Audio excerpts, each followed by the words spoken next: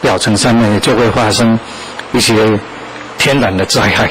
那这些天然的灾害呢，比如说像最近美国的德州那边所碰到的这些飓风的现象，也是从未有过。那么今天的这个8.2级的大地震，这个也是超乎我们很多的这种想象。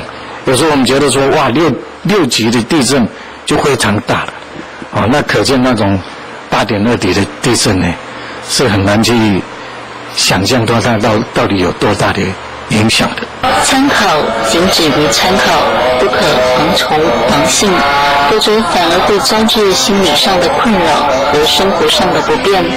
佛教徒应该以学佛为根本，以佛法来化导众生为根本。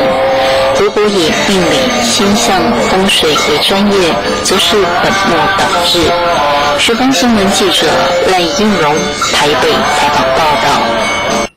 透过供养仪轨，希望能够利益大众圆满法会功德。